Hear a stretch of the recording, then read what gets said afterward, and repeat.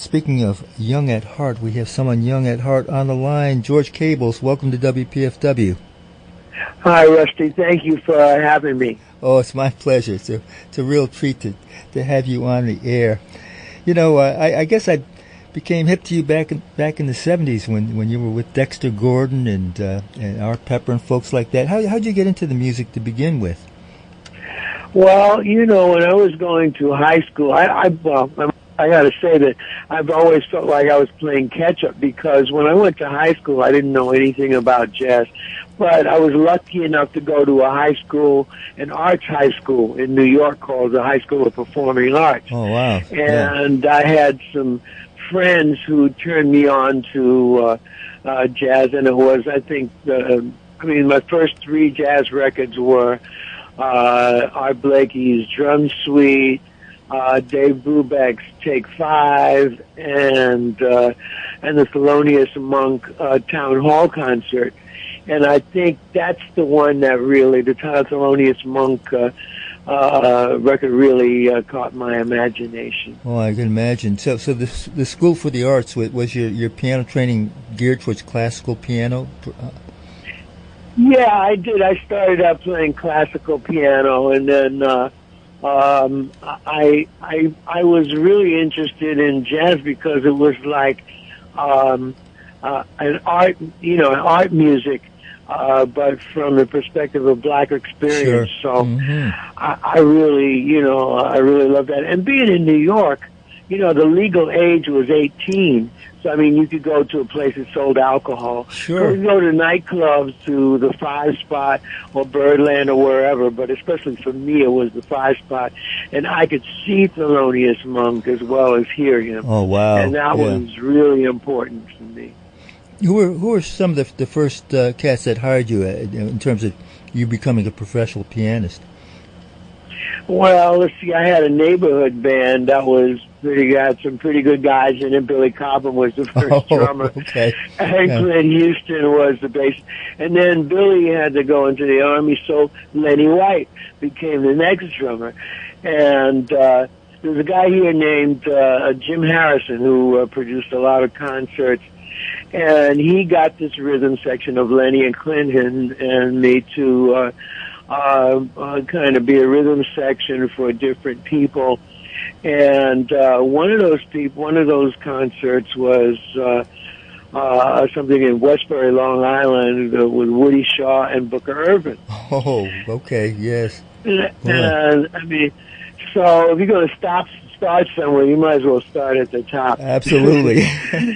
So then Woody liked it, so I think he got Lenny and me a gig with Jackie McLean shortly after that.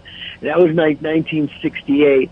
And then he called me for Art Blakey was getting a new band, and he got me to gig with Art Blakey and Billy Harper, who's in the Cookers, sure. was in that band. So, and Buster Williams was there at that time.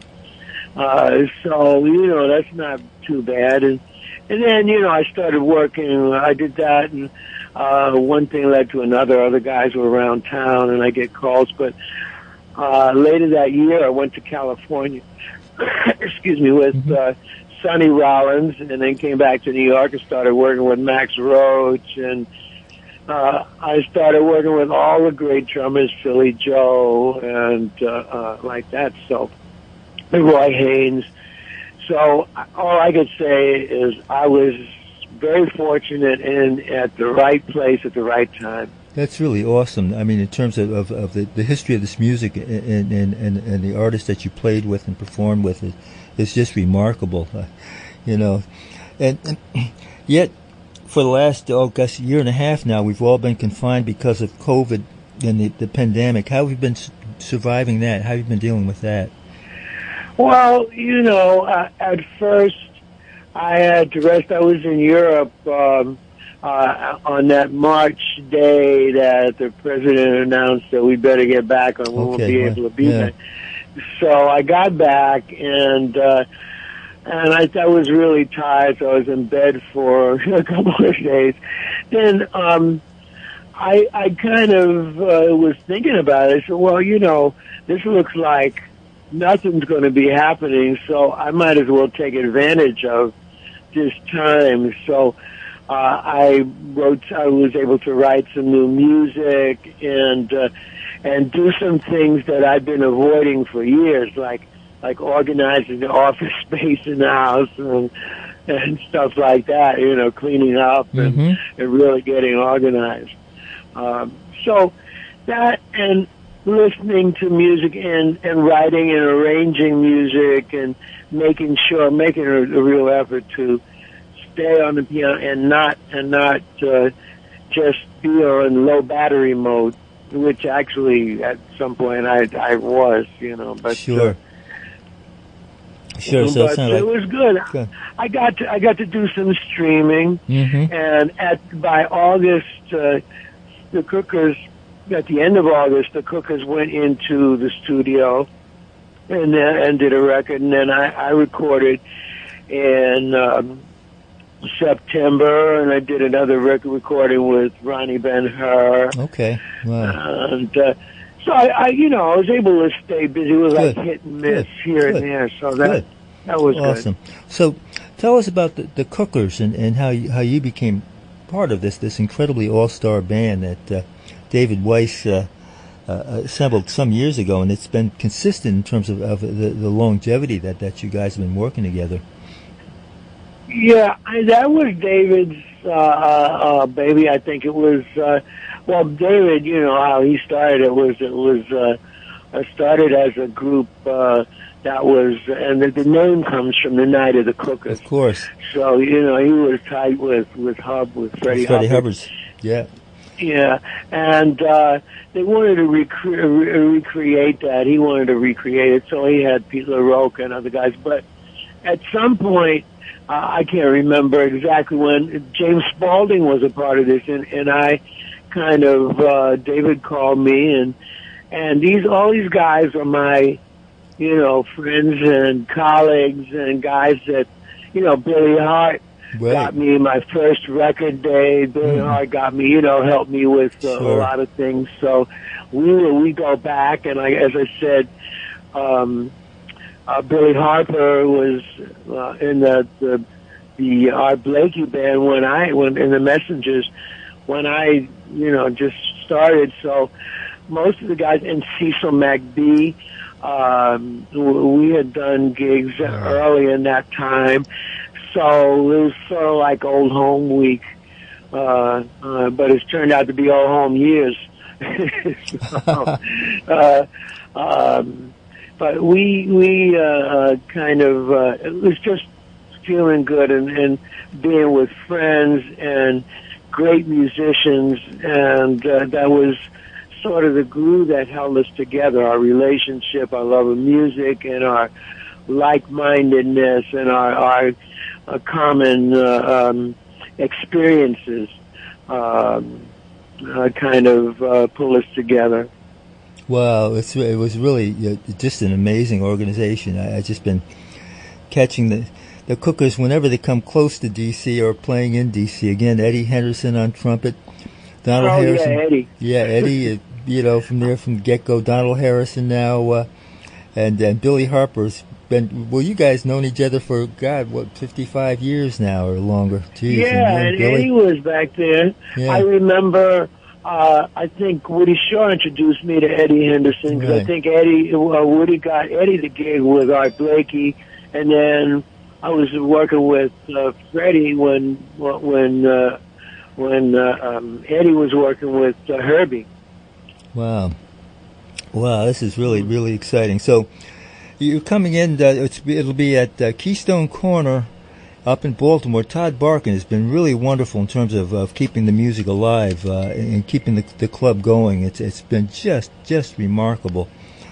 And I'm really excited that this will be, was the second time you guys played at Keystone Corner? Is when he first opened it? I think I can't keep track of how many times we've been anywhere. I know. I'm sure. So George, I really appreciate you calling in tonight, and we'll probably get back to your trio recording, but I picked your composition. Let's see what we have here. Beyond Forever, that your composition that you contributed to the Cookers. So the Cookers have you and the Cookers have a new album coming out. So yes.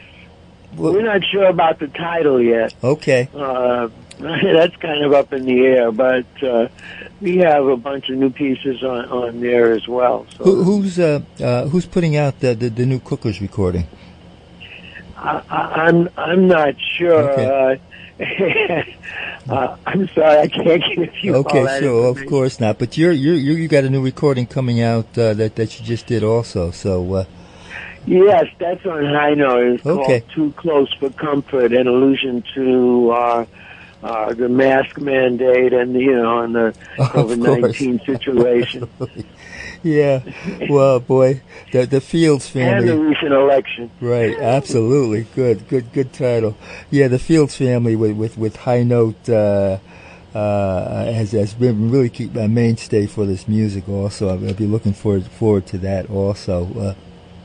Again, George, we're going to get into your music, and I want to thank this great pledges. We're in a fund drive for this station. I was wondering if you say a few words as to why people should support WPFW, and in particular Thursday late night jazz, and how important it is for cats like you.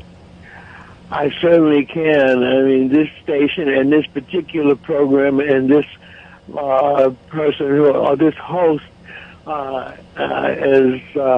knows a lot about this art form that comes from the United States, that comes from right here, and this art form needs to be supported by us. And I think the more people who are aware of this art form, which needs to, stay alive. I mean, we love it, but we have to make sure that the following generations know about it as well. So it has to be there to be heard. And when I was taking physics, the teacher said, "Well, we'll pose the question: if a tree falls in the forest and no one's there, is there sound?" So we want everybody to be there to hear this sound. It's very important. And remember, jazz is a very American music. It's a music that comes out of the black experience, but it also is a music that stands for the American ideals, because everybody has their own space and can be themselves, but we all can play and work together in unity. Well, thank you. George Cables, that message for this station, 202-588-9739, or pledge online at WPFWFM.org. This is Rusty Hassan with Thursday Late Night Jazz, and George Cables as we hear his composition Beyond Forever with the Cookers. Thanks again, George. It's been a gas talking with you. I'll see you this weekend. Okay, thank you, Rusty. Pleasure. Thanks for having me. Mm-hmm.